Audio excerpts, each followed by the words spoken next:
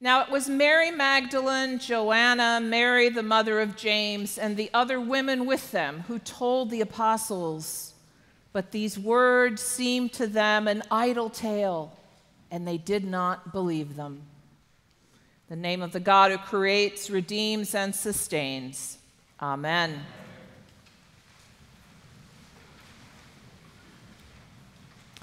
And just like that, it's the second Sunday of Easter. The lilies are browning around the edges. The ears are off the chocolate bunny. The Easter dress is at the dry cleaners. And the awesome impact of those alleluias that we gave up for Lent fades as we confront the to-do list of everything we were going to get to after Easter. And we face that great temptation that arises every year at this point in our liturgical cycle, making Easter one Sunday to celebrate rather than a truth to live all year long. My favorite Easter card says, the great Easter truth is not that we're going to be born again someday, but that we are to be alive here and now by the power of the resurrection. But here and now is sometimes easier said than done, because the truth be told, it is a whole lot easier to settle for celebrating the resurrection than it is to figure out how to participate in it. Well, if it's any consolation, we have lots of company.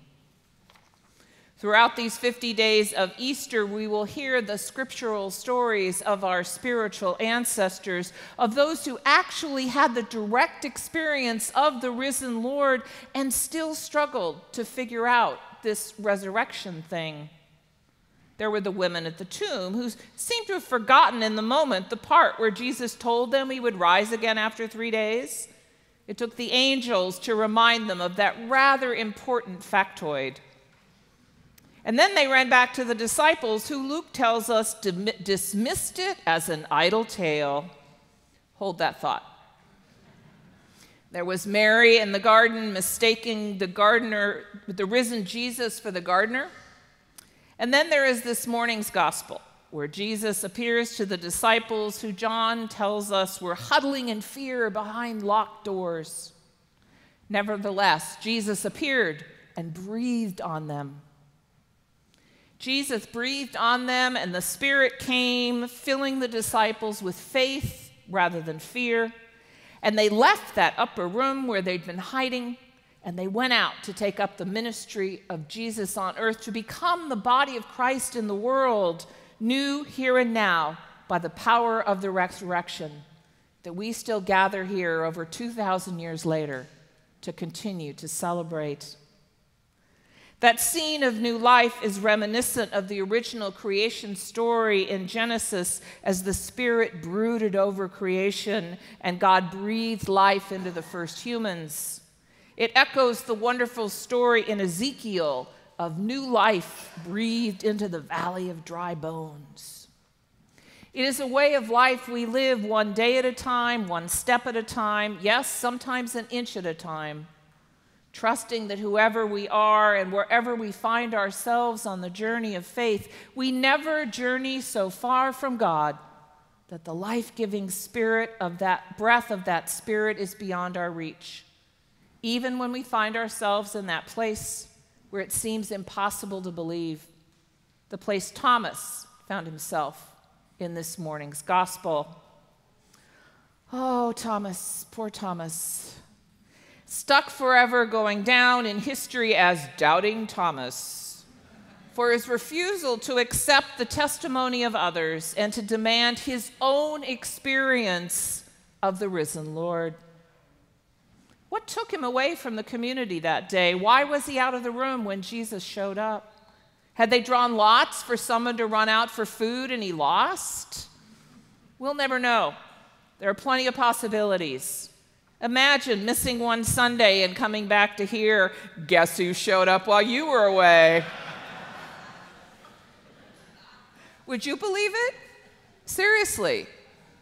It always seemed a bit unfair to me how quick we are to make Thomas the poster child for faithless doubt, when, truth be told, the rest of the bunch, locked in the upper room for fear of the temple authorities, weren't exactly stepping up.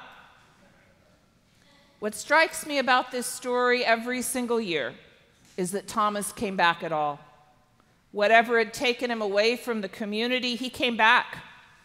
And it was in that community that Jesus came to him.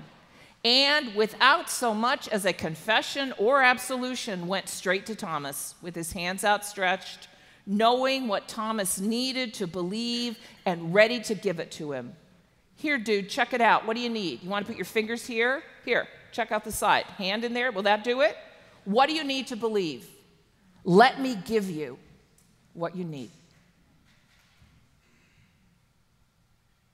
One of Thomas's greatest virtues was that he absolutely refused to say that he understood what he did not understand or that he believed what he did not believe. There was an uncompromising honesty about him. He would never still his doubts by pretending they didn't exist. Thomas had doubts, but he refused to surrender to the fear which kept those disciples shut in that locked room. He both ventured out and then had the courage to return, to face a community which had had an experience he did not share, and to still be willing to insist on his own experience of the risen Lord.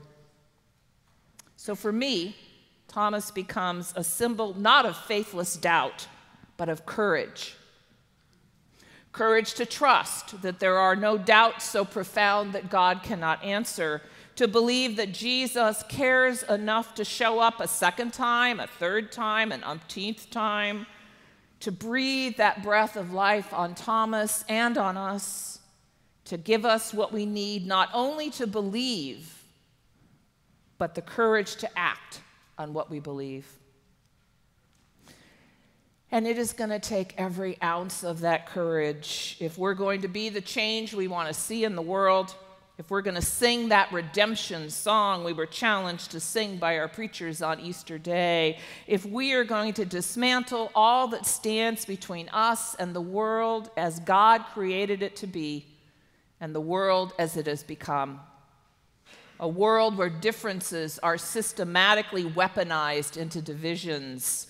A world where there seems to be no end to the escalating cycle of violence, where we absorb the news of the tragic shootings in the Poway synagogue while still grieving the church bombings in Sri Lanka.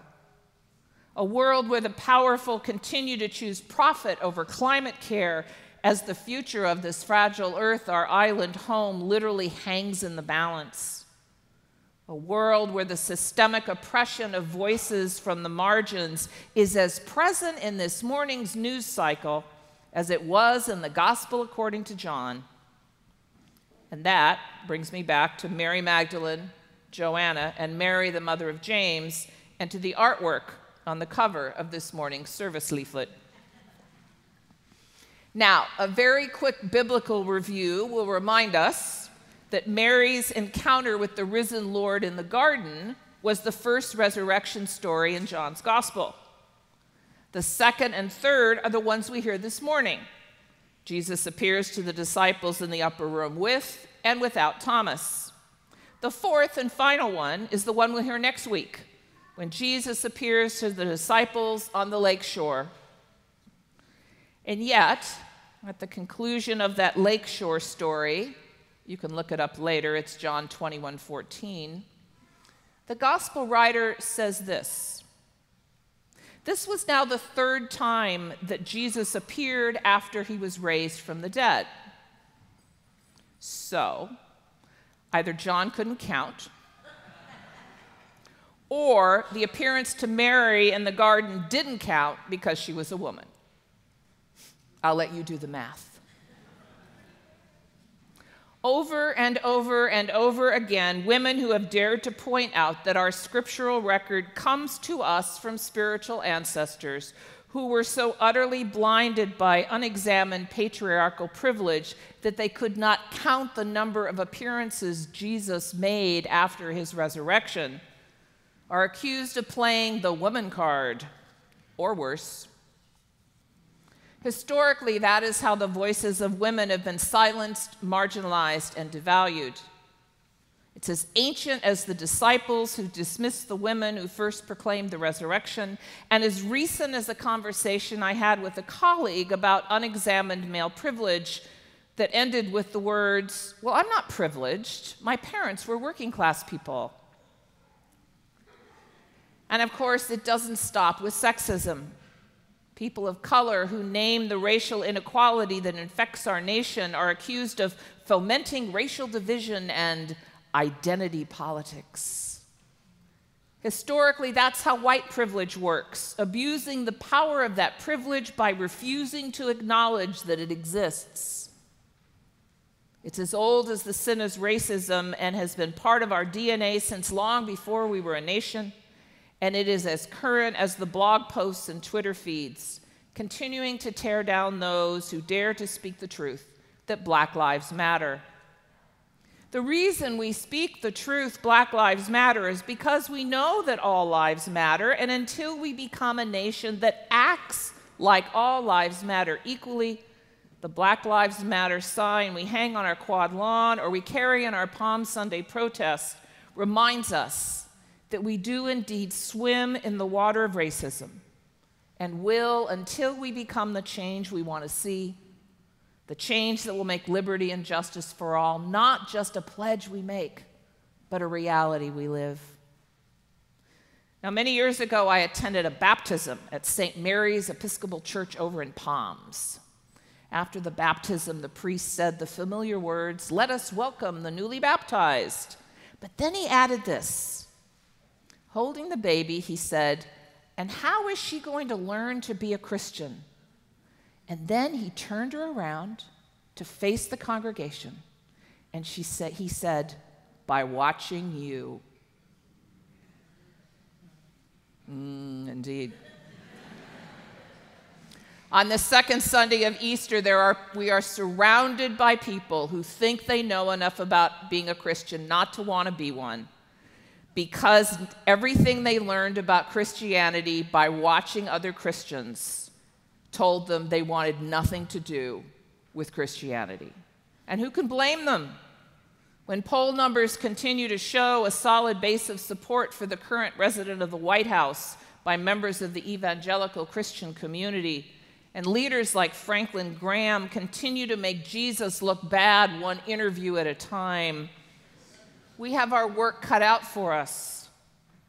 It doesn't have to be this way. And it's up to us to change it. And so, my brothers and sisters and gender-fluid siblings, on this second Sunday of Easter, listen to Jesus. Listen to Jesus, who says to us the same thing he said to Thomas in that upper room. See me, touch me. Ask for what you need in order to believe, and I will give it to you. And then go out like Thomas did, into the world without fear to challenge those who presume to speak for Christianity. And when they say, "We'll take it from here," and they will, tell them, "Now we've got this." Tell them that their privilege has reached its expiration date. Tell them that their time is up. Tell them that we are the ones we have been waiting for. Because we are the people of the resurrection. And our end game is dismantling all that stands between the world as God created it to be and the world as it has become. And our superpower is nothing less than the indestructible power of God's inexhaustible love. Amen.